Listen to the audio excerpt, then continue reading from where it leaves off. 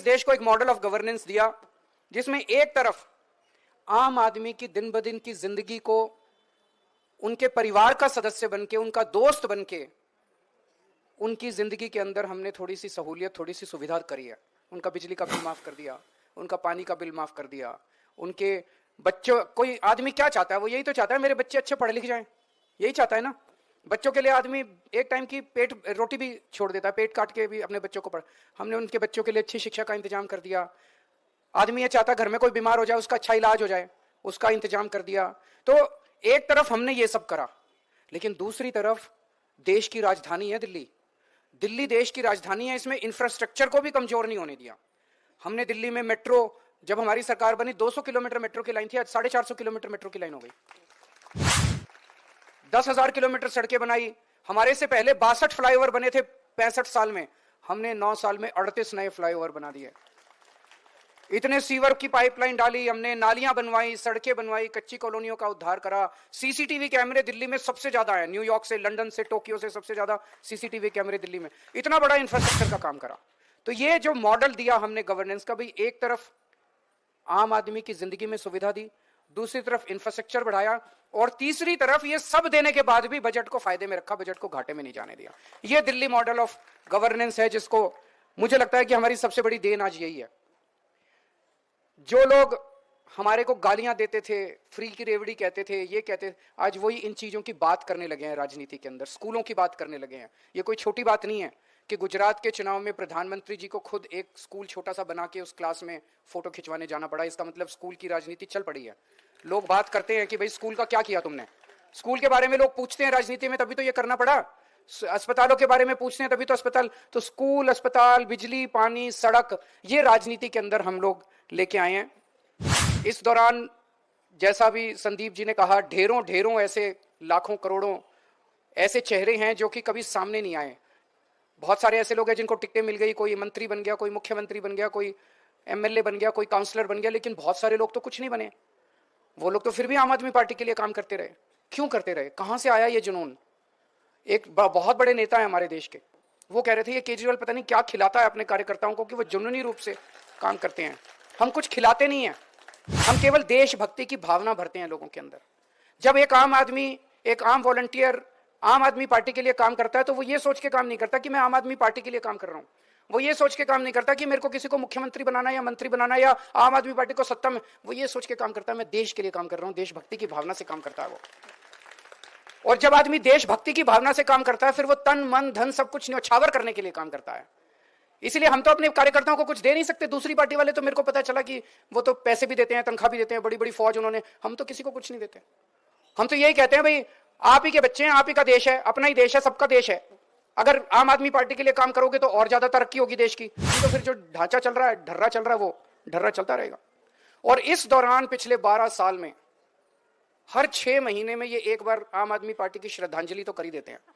Obituary कहते हैं अंग्रेजी में कि भाई हाँ अब तो खत्म होने वाली है आम आदमी पार्टी, बस आखिरी दिन आ गए, वेंटिलेटर पे आम आदमी पार्टी, अब बस जाने वाली है आम आदमी पार्टी। मेरे को याद है सबसे पहली ओबिचुरी लिखी गई थी 14 मई 2014 को।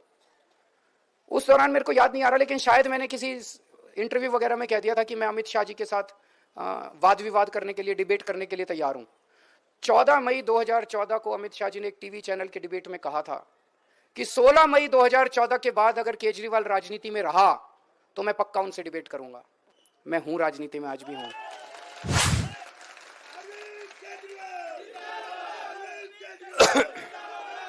हर 6 महीने के बाद इन्होंने हमारी श्रद्धांजलि करी है। अभी भी पिछले साल 1.5 साल से पहले मनीष जी गए, सतिंदर जैन गए जेल, संजय सिंह गए, धीरे धीरे मैं गया। उन्होंने कहा अब तो खत्म हो गया आम आदमी पार्टी, अब तो बिखर गई आम आदमी पार्टी। अभी भी है, देखो सारी आम आदमी पार्टी है अभी आम आदमी पार्टी अभी गई नहीं है आम आदमी पार्टी। उनका मॉडल ऑफ गवर्नेंस क्या है? आज उनके मॉडल ऑफ गवर्नेंस का एक झलक आपको देखने को मिलेगी।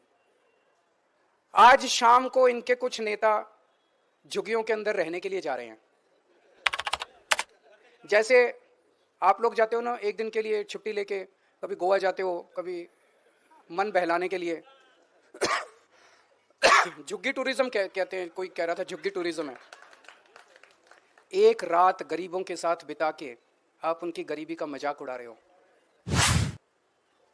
मैं इनकम टैक्स में कमिश्नर होता था, मैंने कमिश्नर की नौकरी छोड़ी और 2000 से 2010 तक मैं दिल्ली की झुग्गियों के अंदर जाके रहा था। अगर रहना है, अगर हिम्मत है तो थोड़े दिन 3-4 महीने वहां पे झुग्गियों में उनके साथ रह के देखो किस अवस्था में जीते हैं वो लोग। मैं दिल्ली के झुग्गी वालों से यही कहना चाहता हूं कि जो लोग आज आपके झुग्गियों में आके रहने वाले हैं उनसे सावधान रहना। यही लोग 1 साल के बाद आपकी उसी झुग्गी को तोड़ने के लिए आएंगे। ये उसी जिस झुग्गी में आज ये रहेंगे उसी झुग्गी को तोड़ने के लिए, उजाड़ने के लिए 1 साल बाद ये बुलडोजर लेके आएंगे। पिछले 6-7 साल में कई जगह इन्होंने झुग्गी तोड़ने की कोशिश की। कई जगह हमारी सरकार ने, हमने कई अपने पावर का इस्तेमाल करके उनको तोड़ने से रोका। मकान बनाना दिल्ली में बड़ा मुश्किल है। उनको एक झुग्गी के अंदर बेचारा आदमी रह रहा है, किसी तरह से 2 वक्त की रोटी खा के अपने बच्चों के साथ रह रहा है। अगर उसके पास पैसे होते तो वो भी बड़े बड़े महल ले लेता। उसके पास पैसे ही तो नहीं है, गरीबी तो आदमी है, और उसकी झुग्गियां तोड़ देते हैं ये लोग। तो मैं उनसे झुग्गी के लोगों को कहना चाहता हूं कि जो लोग आज आपके पास आ रहे हैं रहने के लिए, 1 साल के बाद ये आपके बच्चों को सड़क के ऊपर तड़पता हुआ छोड़ देंगे। आपके बच्चों को स्कूल के लिए तड़पा देंगे ये लोग। कई झुग्गियां हमने बचाई, कुछ झुग्गियां नहीं भी बचा पाए कुछ साल के अंदर, जहां झुग्गियां इन लोगों ने तोड़ दी। तो इन लोगों से सावधान रहने की जरूरत है, जो आज झुग्गी टूरिज्म दिखाने के लिए झुग्गियों के अंदर आज 1 दिन रहने के लिए आ रहे हैं। जैसा मैंने कहा, 6 महीने के अंदर हमारी श्रद्धांजलि लिख दी जाती है कि अब तो गए, अब तो हार गए। तो एक पत्रकार मिला अभी 3-4 दिन पहले, बोला केजरीवाल जी वैसे हवा तो यही है दिल्ली में कि आप लोगों की सरकार आ रही है, 2-4 सीटें ऊपर नीचे हो सकती हैं, हो जाएं। यही चल रहा है ना दिल्ली में आजकल कि 2-4 सीटें ऊपर नीचे हो जाए, लेकिन सरकार तो। पर कहता है लेकिन मान लो केजरीवाल जी अगर आप हार गए तो आपका क्या होगा। मैंने कहा दोस्त, मेरे को इस बात की चिंता नहीं है कि मैं हार गया तो मेरा क्या होगा। मेरे को चिंता इस बात की, अगर मैं हार गया तो दिल्ली के सरकारी स्कूलों में पढ़ने वाले 18 लाख बच्चों का क्या होगा। दिल्ली के जैसे स्कूल पूरे देश में कहीं नहीं है। बड़ी मुश्किल से 10 साल के अंदर इतना अच्छा शिक्षा का इंतजाम किया है। अगर हमारी सरकार चली गई तो उन बच्चों के पेरेंट्स का क्या होगा, जिन्होंने एक उम्मीद देखी है कि मेरा भी बच्चा डॉक्टर, इंजीनियर, वकील बनेगा। मेरी चिंता इस बात की नहीं है कि मेरा क्या होगा। मैं यहां सत्ता के लिए नहीं आया, हम सत्ता के लिए, ना आम आदमी पार्टी में कोई सत्ता के लिए आया। हमारी चिंता इस बात की है कि दिल्ली में आज जब कोई किसी गरीब के घर में कोई बीमार होता है, उसे तकलीफ तो होती है बीमार घर में कोई हो, लेकिन उसे पैसे की चिंता नहीं करनी, क्योंकि उसे सरकारी अस्पताल और मोहल्ला क्लिनिक में इलाज मिलता है। उन सब लोगों का क्या होगा जिनके घर में कोई इलाज, कोई बीमार होगा। उन सब लोगों का क्या होगा। दिल्ली में पहले 8 से 10 घंटे के पावर कट लगते थे बिजली के।